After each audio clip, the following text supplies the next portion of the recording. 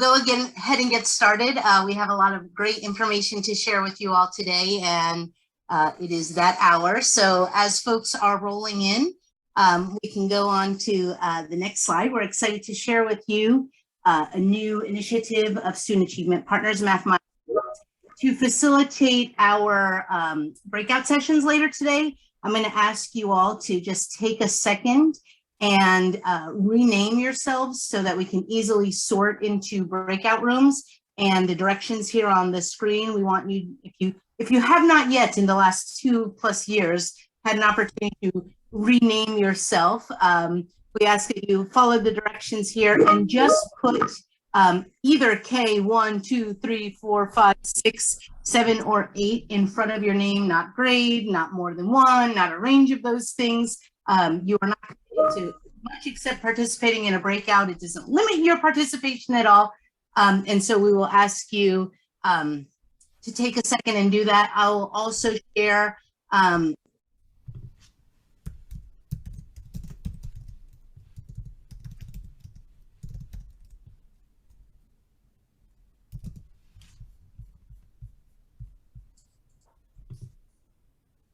Sandra? Did we lose Sandra?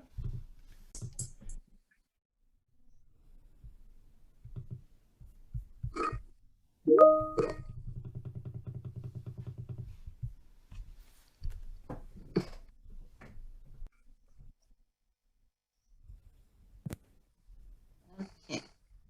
All right, so if we're good with that and we can check the participant list, we will launch in. So as I was saying at the beginning, we're super excited at Student Achievement Partners to share this new initiative with you. I'll just share, I think words are super powerful, and this is a place where we are really saying out loud the things that we care a lot about. So those of you who have engaged with Student Achievement Partners in the past know that we are committed to designing actions based on evidence that substantially improves student achievement. A little bit more detail about how we have been talking about and designing our work is that we design and share evidence-based literacy and math guidance and resources that center students, particularly those who experience racial, cultural, or linguistic inequities. We do this because we believe that education can be reimagined and redesigned to eradicate inequity. I will say that a little bit, slowly and powerfully and purposefully so that you understand that that is the basis for all of the work we do, including this new initiative. Achieving this vision requires the perspectives of many, so we work in partnership with content experts, policymakers, and educators to design practical tools and resources that support teachers and students, and we will talk more about some of that design work later on in the webinar this evening.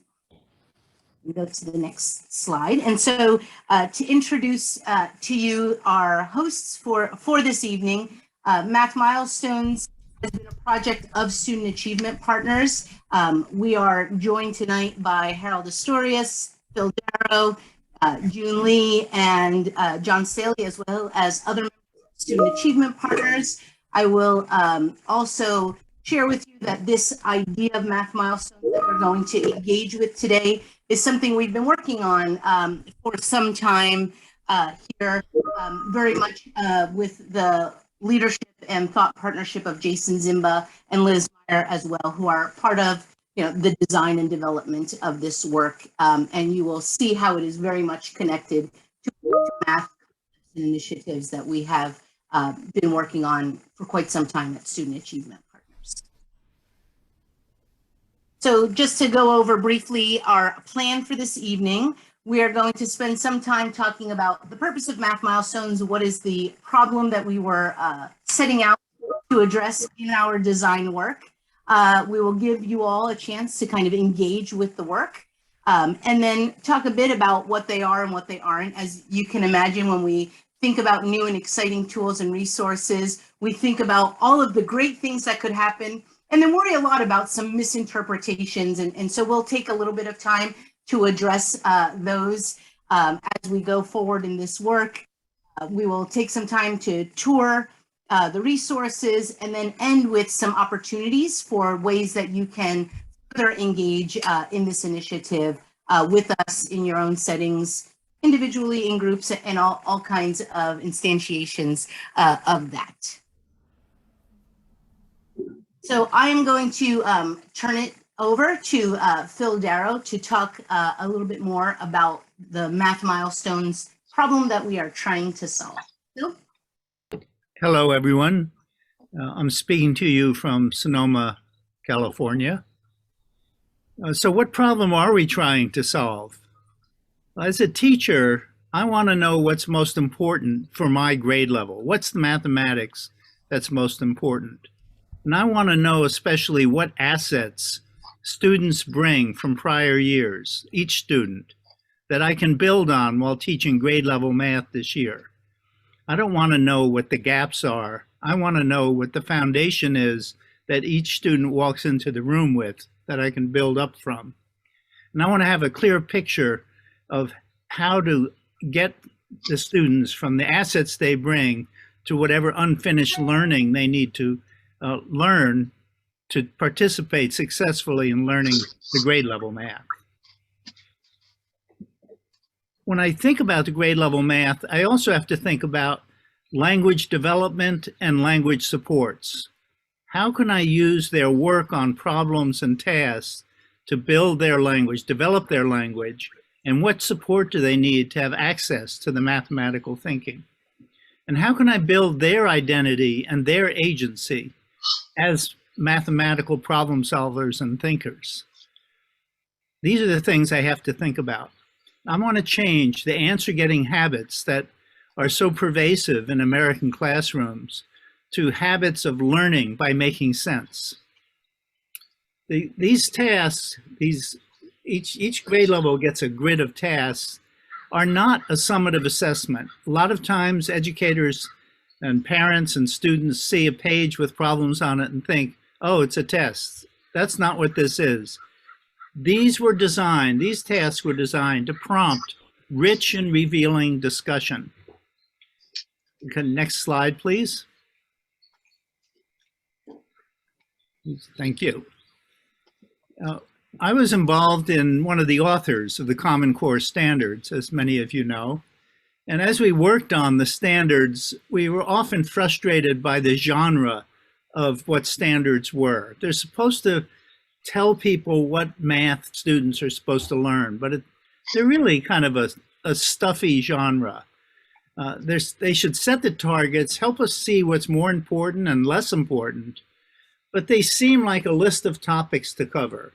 Yet covering is the problem. It's not the cure. We need examples. And as we worked on them, we said, yes, we'll do the examples towards the end. But of course, they grabbed the standards off our desks and published them before we were done. And what we hadn't done yet was built the examples. So in some ways, these milestones are the examples we would have included with the standards, because by examples, teachers can see what's important. The tasks prompt us to think about the students doing the mathematics as they learn, rather than just covering topics. Okay, on each grade level is represented by one page of tasks. These milestones lift student thinking out of the dependency on the implicit scaffolds of the lessons. Why do I need more tasks? I already have plenty of problems in my curriculum. Well, the problem with any curriculum, no matter how good, is that it's so heavily scaffolded in implicit ways. The students are working in a chapter on division. They know every problem that they're assigned is going to be a division problem, and all they have to do is figure out which number to divide into which. And they just do that by using the easier one. The scaffolding that a lesson provides for doing the work in the lesson is always very enormous. And you don't know if they're really learning outside the context of that lesson's activities. When they learn so heavily dependent on something like that, on the curriculum scaffolds, it doesn't transfer. And it doesn't connect to a coherent system of knowledge, the mathematics. When they get to other situations, like the state test, or they need to use this math to learn another topic or a more advanced version of this topic in a subsequent grade level, their knowledge is uncertain, they're easily confused, and it fades. Deep learning means the student can transfer and connect new knowledge to old. The milestones are designed to transcend these implicit scaffolds of the curriculum, lift the students out of the curriculum and into the grade level mathematics itself. So very often the milestone task will draw upon different parts of a unit and sometimes even different units. They give you as a teacher a lens to see the student thinking, using their mathematics, whatever it is, in the most important kinds of problems of the grade level. Okay, next slide. And okay, I can tell because this is getting fancy that it's Harold's turn. My colleague and friend, Harold Astorius. Thank you, Phil. Hello, everybody. We're so excited that you're here. And just to continue the conversation that Phil got started, we want to tell you about our theory of action. And on the left-hand side, this is like an if and then statement. If we do these things on the left, then we'll get some outcomes on the right. So what are we intended to do? So if we use the math milestones to do these 4 things, engage students in learning relevant and grade level and meaningful mathematics, in building their sense of self-belief and belonging, and making intentional decisions about how we create and design learning experiences for them, and use their assets in their learning. You discover their assets and bring them and use them. Then if you click to the next animation, then we will generate students who experience academic success, who develop an understanding of their own culture and others' cultures. They develop a social consciousness, and they will thrive in a world of constant change. How we do this, in the middle, then, we have 3 main elements. We want to develop a habit of reasoning about relevant grade level mathematics. We want them to learn to use language for academic purposes, and we want them to develop a sense of belonging and a strong mathematical identity.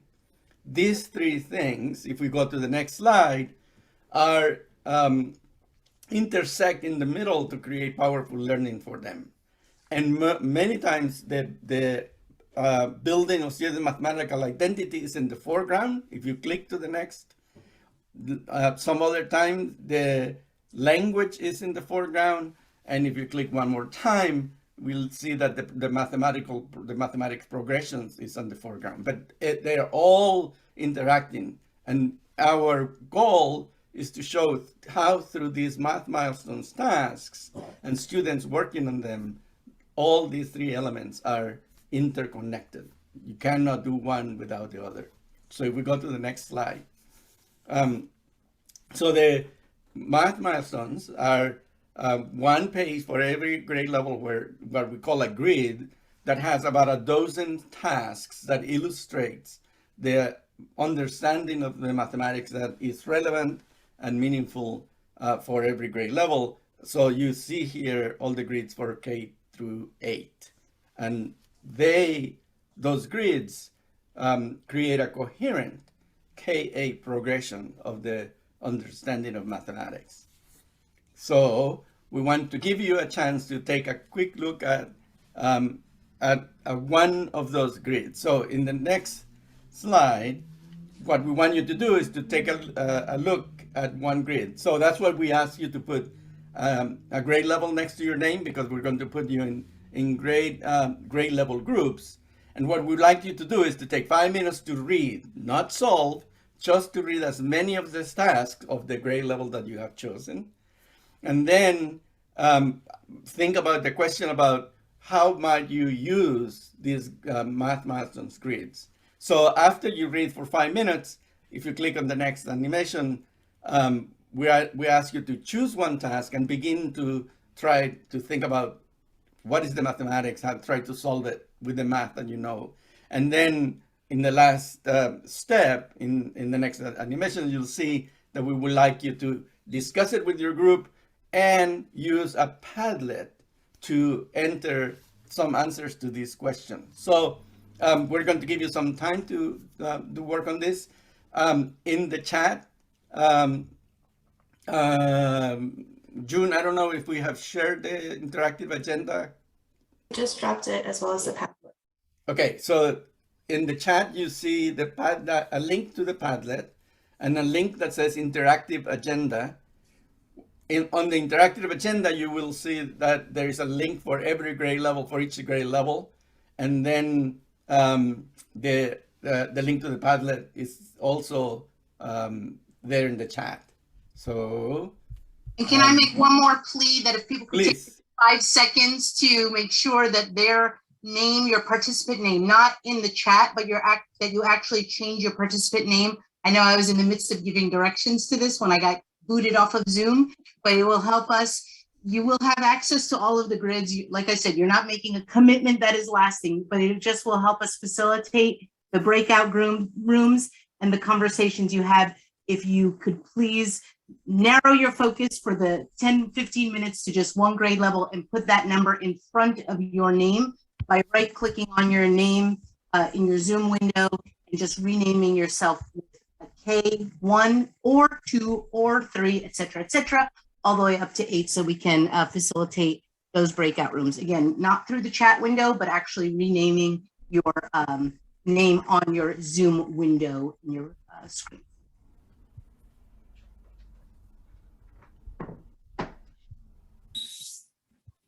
June, whenever you're ready.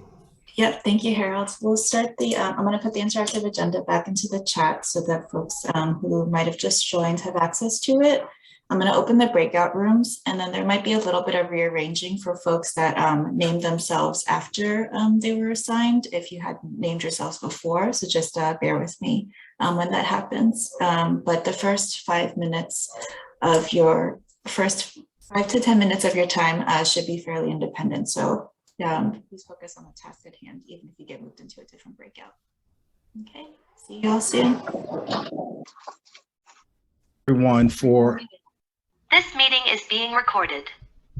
Let me first thank everyone for taking time to look at the task. If you had difficulties getting to one of the grids, when we're finished with this segment here, you'll know where to find them. You'll also know how to get to them, and you'll be able to look at each of the grade levels there.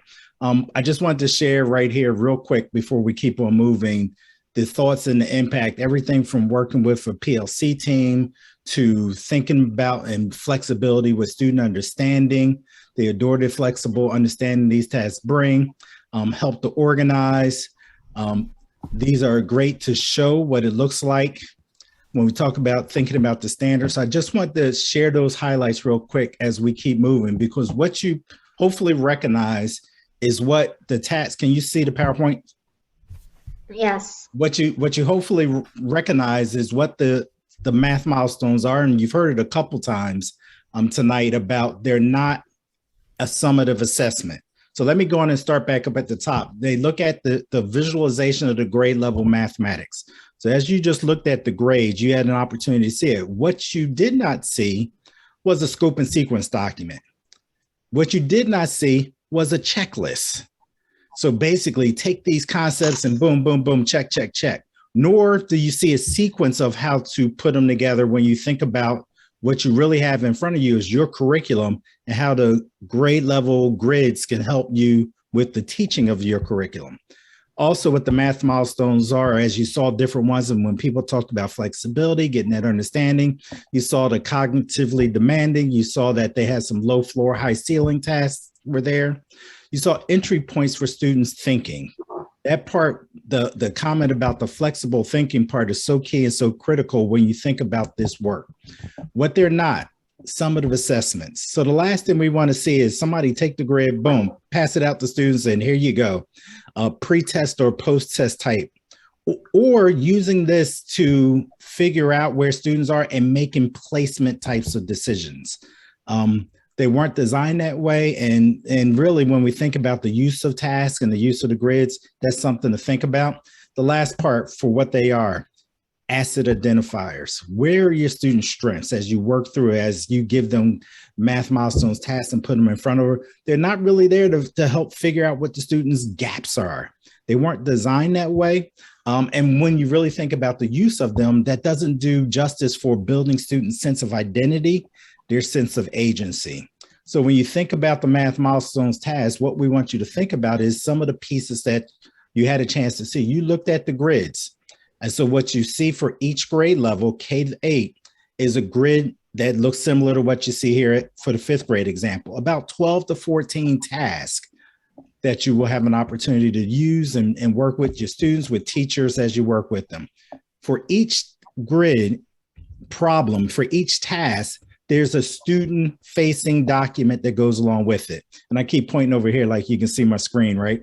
There's a student-facing document that comes along with it. And so for every single task, you have a student resource sheet to put in front of your students. What we've also designed is a studying your student thinking type of protocol that you can use with your students as you work with them in small groups, individuals, and use the task with your students. So this document itself, the student studying student thinking protocol, is a resource that we built so that when you go to use the task, you have something sort of to walk you through a process. And many of the steps in this process you probably have used when you unpack and use tasks in your classroom too.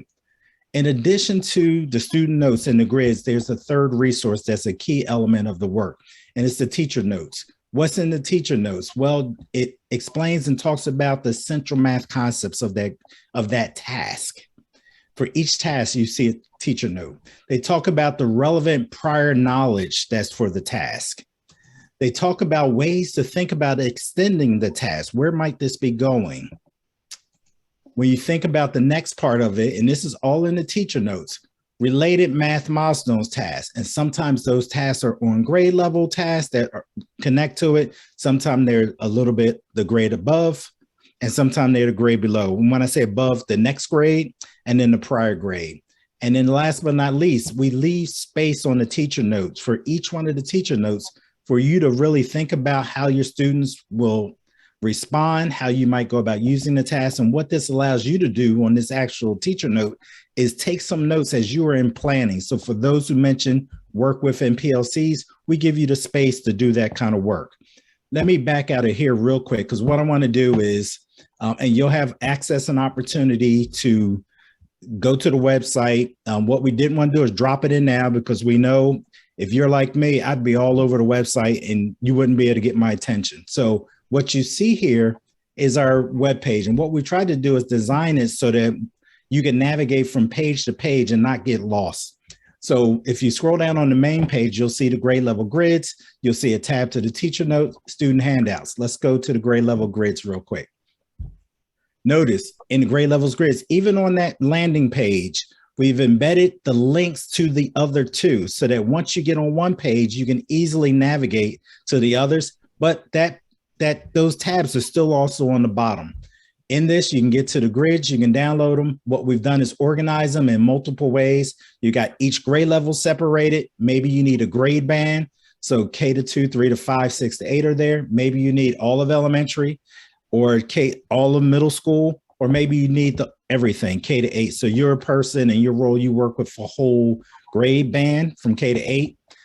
They're there for you. What you also notice, and I'm going to go now to the teacher notes.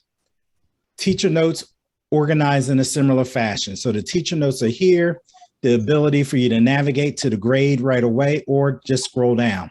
And there's two ways for you to pull down a grade of teacher notes. You can pull down the full package of teacher notes. K, all of the tasks that are within that grid.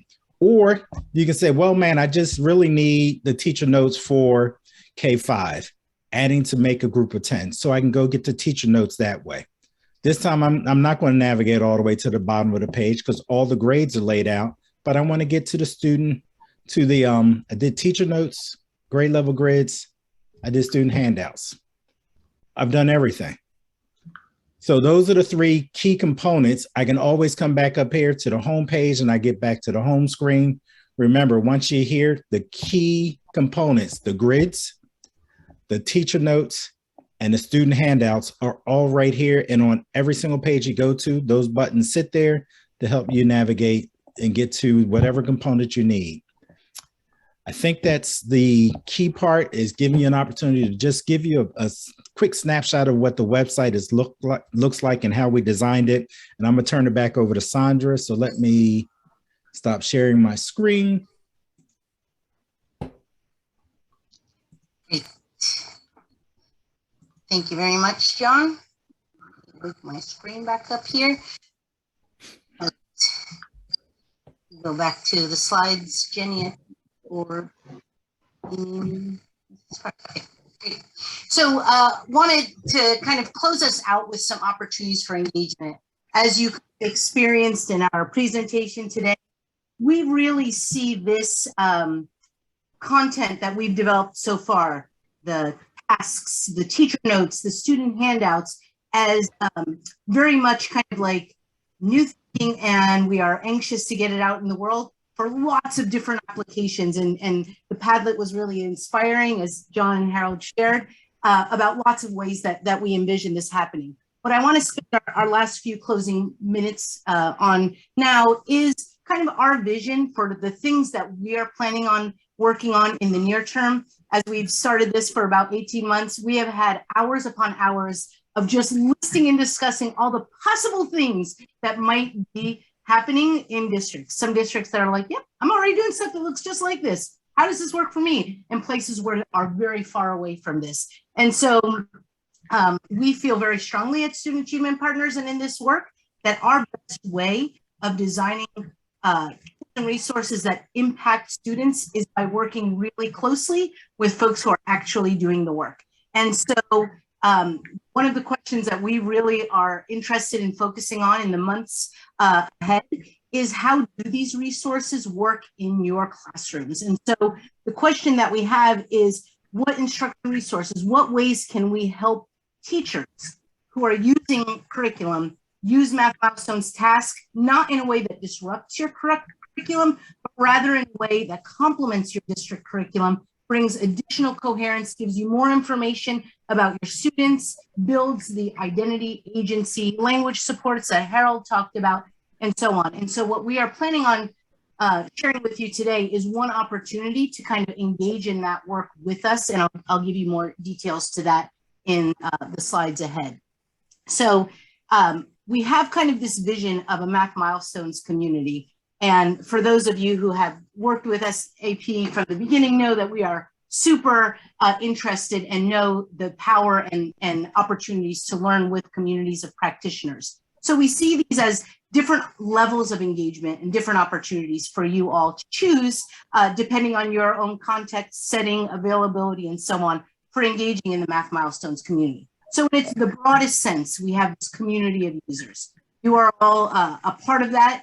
Once you log into the website and decide that you want to start using some of this, even if it's for your own hobby of, I just love solving math tasks, I'm going to go to these grids and solve these problems, you are now a Math Milestone user. If you want to, share it with your cousins, sisters, brothers, children, grandchildren, whatever, you are a Math Milestones user. It is just, here is a resource, use it. Then there is a bit more interactive level of engagement, which we invite you to, which is part of our Math Milestone Educator Network. And we envision this being a group that has several additional opportunities other than downloading and using, but actually provide us feedback, have conversations with us, share events. We'll have a portal for sharing student work. How are you centering this in teacher conversations? What does this look like for your professional learning plan? And as we develop tools and resources, we're going to be reaching out to this educator network to give us feedback, try things out, and so on. So that's another level of engagement.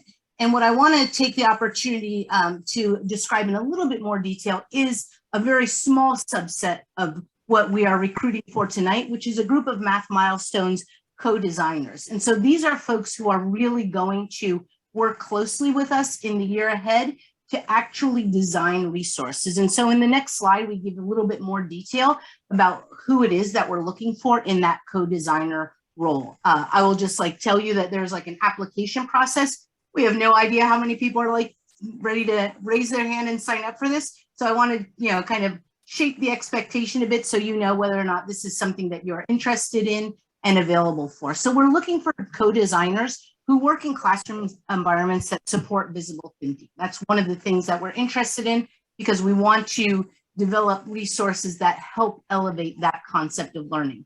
We're looking for co-designers that are currently engaged in a school environment that is supportive of innovative instructional design.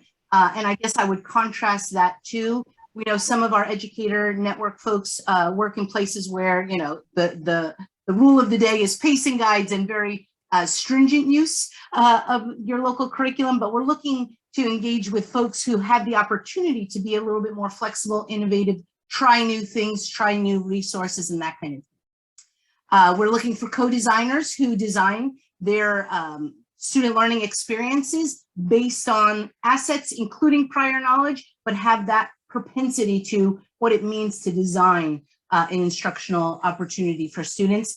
And then, of course, very important to us is that we're looking to work with a group of co-designers who are very committed to eliminating barriers for students, whether that is, students who are not accessing grade level, whether it's a language barrier, whatever those barriers might be. One of our commitments to designing this resource is to design tools and resources for teachers to eliminate those barriers. And so if you have a commitment to that, we would ask that you consider being part of our educator network. So for the next slide, we can go on to just kind of sharing a little bit about what this opportunity looks like. So we're looking for a group of teachers in quick turnaround of time. You bat your eyes and all of a sudden it's May now, that in this summer, we're looking for, once the applications go in and all of that the engagement will begin in July to kick off a process for professional learning, some intensive collaboration to launch the work. And then we will have monthly meetings throughout the year to talk about some of the things and experiences that you all have in trying out some of these resources, sharing your results as we imagine the design process of prototyping, piloting, trying things out. And then you can look forward to whether you are a user, a network member, or a co-designer, that we are planning for both the middle of the year and the end of the school year to start sharing and posting and getting feedback on some of those instructional resources that we designed together.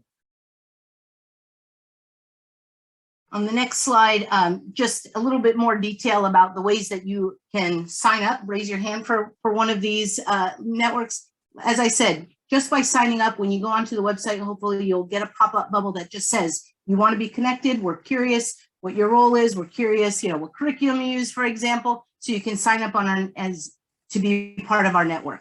To be a co-designer, we actually have an application process that we will share the link to, and we ask that you submit those applications by May.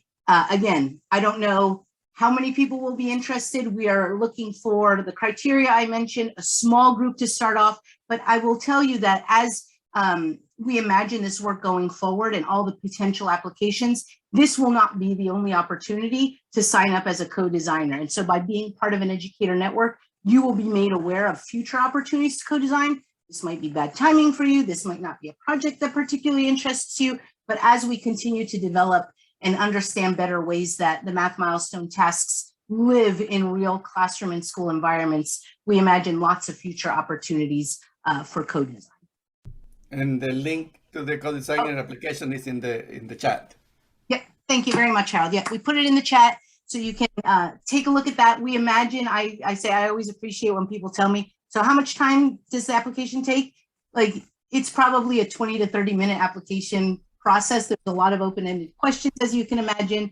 And so we want to make sure that we have the right fit for the kind of work that we want to do. So just, that's the scope of that application process. And, as I said, there will be future opportunities. The other thing that I just wanted to share with you, as we do imagine these resources as they exist now as very much being kind of the raw ingredients to any number of recipes that might exist out there, any number of delicious meals that you can all cook up.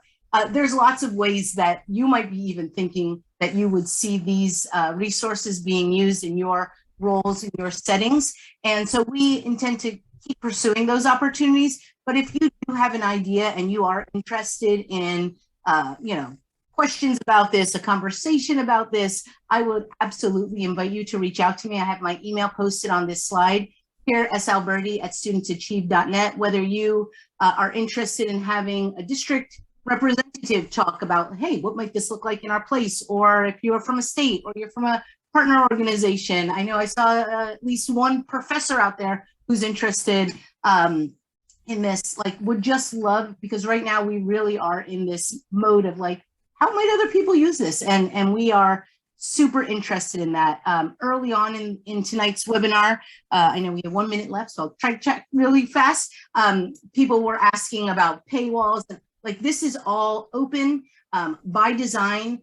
It is very much our interest at Student Achievement Partners that everyone have access to this. And I think it has the opportunity to reach its greatest potential as a resource to support all students and eliminate some of those barriers, the broader access that we can put out there. And so we are really interested in lots of upticks. So with that said, we are at 8 o'clock. I really appreciate all of your attention and participation this evening. Please sign up to at least stay in communication, as we have a lot of exciting opportunities and resources planned for you all. If you do think you are fitting the interest and mode of our co-designers, we ask you to complete that application and we will stay in touch with you. And thanks again. These recordings will be posted. We will share with everyone who's on the waiting list on the YouTube stream, as well as on tonight's Zoom, the recording of this, and we will eventually post it on our website as well. Thank you all very much. Have a good evening.